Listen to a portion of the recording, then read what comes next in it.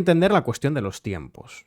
Más allá de que Europa plantee o defienda o insista que quiere enviar tropas a Ucrania, que quiere que haya tropas europeas, se habla de 10.000, pero bueno, más allá de los números, incluso más allá de la voluntad de si nos creemos o no nos creemos la voluntad europea, o incluso más allá de si pensamos que el despliegue, que Europa tiene la capacidad para enviar ese despliegue de tropas y que sea efectivo, en términos de persuasión.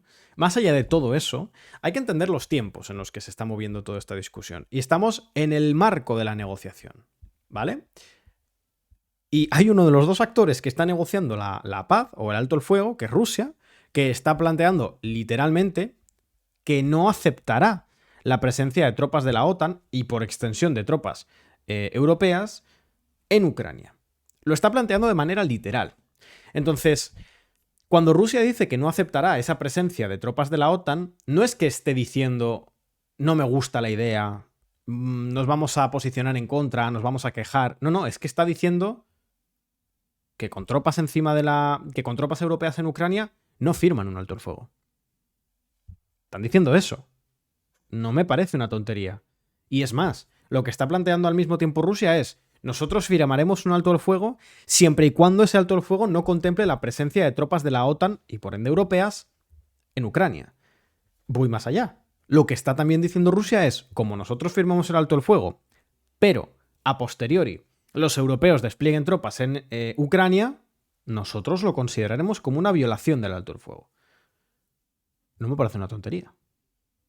Y los líderes europeos están escuchando esto. Los líderes europeos, evidentemente, con esta posición de fuerza, con esta posición están intentando recuperar fuerza. Es decir, ellos saben que los rusos no van a aceptar el despliegue de tropas europeas. Y yo creo que esto es más bien un movimiento táctico.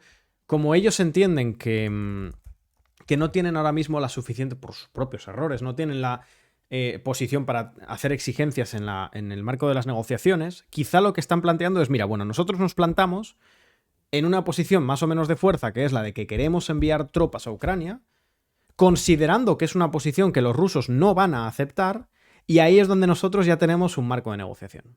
Ya tenemos una baza negociadora.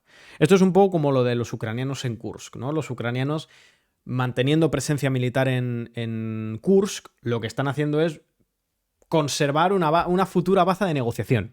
Una futura moneda de cambio. Bueno, pues a lo mejor los europeos, con estas declaraciones de que ellos sí o sí van a enviar tropas, salvo lo que ha dicho Orbán, ¿no? Pero con esta declaración de que ellos sí o sí van a enviar tropas a Ucrania, a lo mejor lo que están haciendo es algo parecido. Bueno, nosotros decimos esto, nosotros nos plantamos aquí para después poder negociar en base a eso.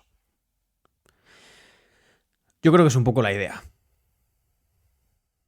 Pero bueno, ¿qué comentáis por el chat? Recordad, ahí veis la meta 725, a ver si podemos llegar hoy. La vamos arrastrando de estos últimos días, pero la verdad que nos estáis dando muchísimo apoyo en Twitch. Las cosas como son, os lo agradecemos. Ya os hemos contado varias veces en las últimas semanas que Twitch hizo una serie de cambios y facilitó, o bueno, más que facilitar, dificultó el trabajo que hacemos en Twitch, con pues no avisando de los directos a muchos de nuestros seguidores, con cambios en la monetización que eran bastante negligentes, la verdad. Y parece que más o menos poco a poco se va arreglando eso, pero fundamentalmente ha sido porque respondisteis a nuestro llamado de auxilio y muchos de vosotros decidisteis suscribiros, regalar suscripciones, así que os lo agradecemos enormemente y esperamos que siga siendo así para seguir haciendo posible nuestro trabajo. Al menos parece que Europa empieza a dejar de ser tan pasiva. Bueno, algo tenían que hacer, ¿no? Entonces, así como decimos que los actores juegan sus bazas para tener fuerza negociadora, pues yo creo que esta decisión europea, sobre todo la escenificación, ¿no? El hecho de plantarse, ¿no? Porque no es solo el hecho de plantear el envío de tropas. Es también la idea de que no te vas a mover de ese escenario. ¿Sabes? Porque ahí ya tienes, o tú crees que tienes algo para negociar. Vamos a ver después cuál es el planteamiento y hasta qué punto Estados Unidos concede ese asiento a los europeos. Pero bueno, ya es algo, ya es un punto, es una posición desde la cual puedes empezar a negociar. En el sentido de, no, a mí me da igual lo que decidan los estadounidenses y los rusos, nos da absolutamente igual porque nosotros nos plantamos en la posición de enviar tropas. Que es una forma también de decir, bueno, si no nos incluís en la mesa de negociaciones, nosotros enviaremos las tropas y punto.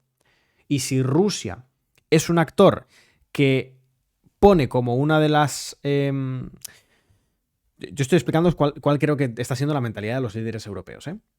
Si Rusia pone como condición sine qua non para la firma del alto el fuego que no haya tropas europeas desplegadas en Ucrania, y al mismo tiempo los europeos que no están en la mesa de negociación dicen nosotros vamos a poner tropas en Ucrania, de alguna forma Europa podría llegar a conseguir que Estados Unidos considere incluir a Europa en las negociaciones, así sea simplemente para convencerle de que no ponga sus tropas. Y que entonces Europa pueda pedir algo a cambio.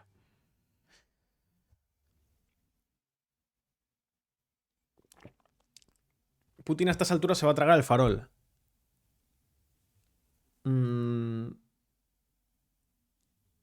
lo sé. Tampoco sé si es un farol. Desde luego, aprobar la inversión de 800.000 millones en seguridad y defensa no cabe duda de que es una muestra de intenciones de Europa. Yo sí creo que hay unos ciertos aires de cambio en Europa más allá de la narrativa. Lo que soy escéptico es con que se puedan consumar. Pero hay un cierto aire de cambio. Eso yo creo que es innegable. En los debates, en las discusiones. Pero bueno.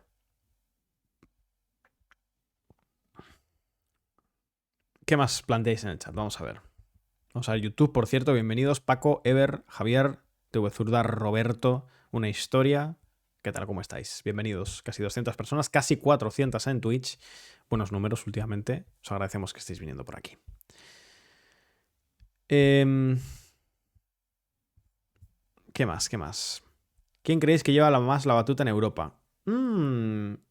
Isaac, eso es interesante. Porque eso también es lo que se están jugando ahora. Vamos a ver. Yo he escrito un texto para Descifra que creo que va a salir el domingo. Gracias, por cierto, Mangel, por esa sub con Prime primer mes. Bienvenido, bienvenida. Muchísimas gracias por este inicio de tu apoyo. Esperamos que se conserve en el tiempo y recordad que esas suscripciones de Prime lamentablemente hay que renovarlas manualmente cada mes. Es decir, que si te suscribiste hace un mes, has perdido la suscripción, tienes que volver a hacer el proceso. Siempre lo recuerdo y siempre que lo recuerdo hay alguien que se acuerda en ese momento gracias a mi recordatorio y renueva la suscripción y me dice, hostia, menos mal que me lo has recordado porque si no, no habría renovado la suscripción con Prime. Así que gracias de antemano. Eso, el tema de la batuta, ¿no? Eso es importante. A ver, gracias Jesús por ese Prime también. Muchísimas gracias. Otro, ¿qué tal? El tema de la batuta es algo que se está dirimiendo ahora. Yo sacaré el domingo este texto en Descifra, me parece que sale el domingo, el que habla un poco de que, bueno, si Europa de verdad va a un nuevo esquema imperial, alejado de Estados Unidos, con un poder propio, con una suerte de ejército europeo, que es de lo que se está hablando, un sistema de defensa europeo independizado de Estados Unidos, del que hoy, por cierto, es enormemente dependiente, y que también hay que entender que esto no se cambia de la noche a la mañana, no es simplemente declararlo. Europa va a tardar, incluso aunque en efecto haga todo lo que está diciendo, va a tardar años en ser un ente verdaderamente autónomo de Estados Unidos a nivel militar. Ayer Jorge lo estimaba en como mínimo una década. No es poca cosa. No es poco tiempo, ¿eh? No es poco tiempo. En cualquier caso, ¿qué estaba diciendo? El tema de los liderazgos. Si ese ejército europeo se consuma, o una alternativa europea, o lo que sea, esa independencia, ese bloque europeo separado de Estados Unidos, bueno, tendrá que tener unas jerarquías. Y esas jerarquías se tendrán que poner en disputa. ¿Quiénes van a ser los principales países, los principales estados? ¿Volverá el Reino Unido? ¿Reino Unido reclamará su asiento en ese esquema europeo? Hombre, no cabe duda de que si hablamos de fuerza militar dentro de Europa, pues 3 son los grandes estados que se van a destacar en esa potencial nueva jerarquía, que serían Alemania, Francia y el Reino Unido. Y luego hay otra serie de actores, también con cierta fuerza, Italia, Polonia, Países Bajos, España, que podrían llegar a reclamar. Pero vamos, Francia, tema de las nuques, pues evidentemente, como decís, es un hecho diferencial, creo yo en ese sentido. Y luego Alemania y el Reino Unido. En fin, que no es... No va a ser, evidentemente, lo van a vender como una especie de sistema paneuropeo totalmente justo, sin jerarquía, pero no, evidentemente tendrá sus propias jerarquías, como no puede ser de otra manera. Ya veo por aquí a mi compañero Manu, en cuanto se baje un pelín la cámara, vamos con él, porque además estábamos inmersos ya, yo aquí con el chat en un primer acercamiento, una primera conversación, se podría decir, porque, bueno, Estamos viendo, como digo, estas imágenes de la cumbre de la Unión Europea, donde pues se habría, en efecto, dado ese respaldo a Zelensky, se habría apoyado, quizá esto es lo más significativo, aunque era previsible, ese plan de 800.000 millones de euros a defensa y seguridad europea que había propuesto von der Leyen. No obstante, pues evidentemente quedan muchas aristas y yo comentaba, Manu, te doy la palabra ya para conocer tu opinión a este respecto, que hay una de las grandes incógnitas, una de las grandes aristas de las discusiones que se están teniendo en Europa, es esta idea de, no, no, nosotros vamos a llevar en efecto tropas a Ucrania, cuando Rusia literalmente está diciendo, ojo porque para mí, que no haya tropas de la OTAN desplegadas en Ucrania, que Europa no despliegue tropas en Ucrania, es un hecho que puede marcar mi apoyo o no a un plan de alto el fuego. Yo he planteado, Manu, no sé si tú compras un poco esta idea, que Europa, frente a una tesitura en la que claramente se estaba demostrando su debilidad relativa, tanto con Estados Unidos como con Rusia, su ausencia en la mesa de negociaciones, quizá el plantear como una posición inamovible que van a enviar tropas europeas a Ucrania pueda ser una forma de intentar forzar su asiento en la mesa de negociaciones. Claro, al final, si Europa se planta en me da igual lo que se decida en la mesa de negociaciones, nosotros vamos a enviar tropas, al tiempo que Rusia dice, ojo porque nosotros no firmaremos un alto el fuego en el que no se establezca que no habrá tropas europeas en Ucrania, de alguna forma Europa puede pensar que así, quizá, está obligando a Trump a contar con ellos en las negociaciones. No sé si lo ves así. Manu, bienvenido.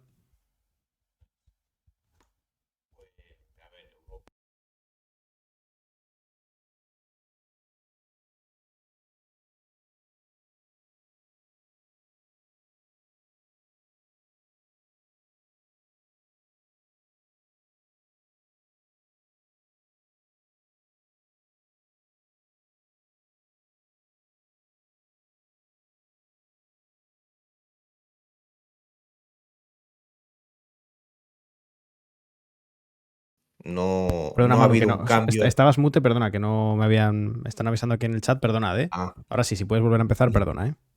sí, sí, digo. Que Europa desde el primer momento se lo ha montado mal. Cuando digo primer momento es desde que comenzó esta guerra. Ha sido siempre un actor secundario, ha sido un subordinado de Washington. Y aquí, paradójicamente, no se está dando esta situación. Lo que pasa es que ahora hay una serie de problemas que eso pues no se va a arreglar. Tú ahora después de 3 años, no vas a cambiar ahora cierta dinámica, sobre todo cuando Trump es consciente de esto. Europa, por otro lado, no ha optado por otra vía que no sea, digamos, la frontal, la del choque frontal con Rusia.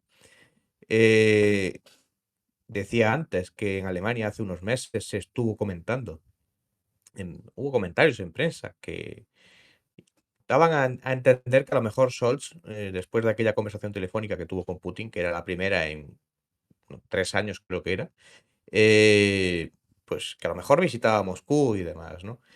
No lo hizo.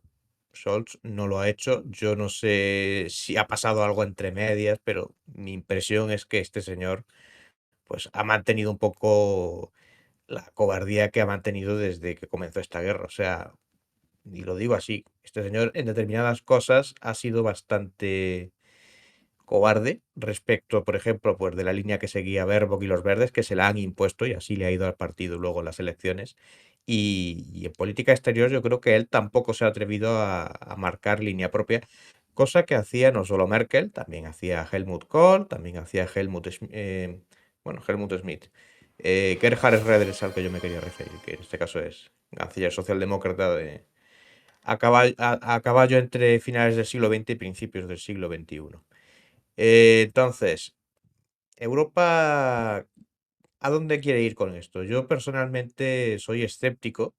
Vamos, esto me lo vais a oír mucho, pero es verdad, es que con esto soy bastante escéptico porque Trump tiene bastante claro qué quiere, Rusia parece tener bastante claro qué quiere y parece que han llegado a algún tipo de entendimiento.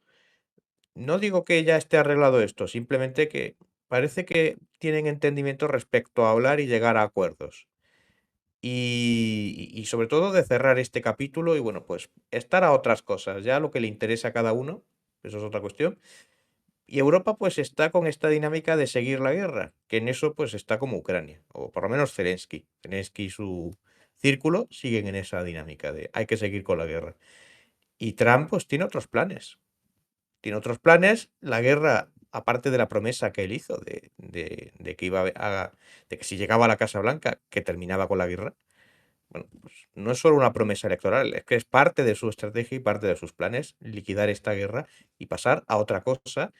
Y ya no es solo el tema de las negociaciones y el cómo se lleven Zelensky igual, lo que se está habiendo estos días respecto de, bueno, el tema de es que ha cortado la ayuda temporalmente, pero bueno, se ha cortado la ayuda militar.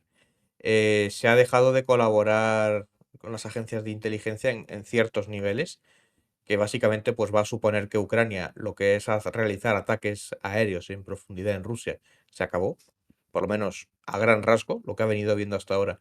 Yo creo que eso muy probablemente se ha acabado ya. Y si hacen algo por iniciativa propia, me parece a mí que también van a jugar con fuego. Entonces, están dando una señal, que la guerra se tiene que acabar, que no es un favor, una petición que le están pidiendo, que vienen con esa idea y que, bueno, pues les guste más o les guste menos, tienen que hacerse esa idea. Y mientras más tiempo pase y mientras más nos acerquemos, pienso yo, a primavera, que a lo mejor en algunos sitios ya es primavera, pero bueno, digamos mes de mayo, por dar una fecha. Mientras más tiempo vaya transcurriendo y mientras más se vaya acelerando la cuenta atrás, por usar una expresión, peor se le va a poner la cosa para los ucranianos, porque los norteamericanos, ya digo, no es un tema de entendimiento con Putin, digamos, de cara a una alianza, por hacerle un favor, no. Ellos tienen un plan que es terminar con esta guerra y ponerse con otras cosas. Pero principalmente, pues tienen el tema de Oriente Medio, que de aquí a poco yo creo que vamos a tener mucho que hablar de eso. Tema de China, en fin, que estamos un poco en esas. Aprovecho, bueno, rápidamente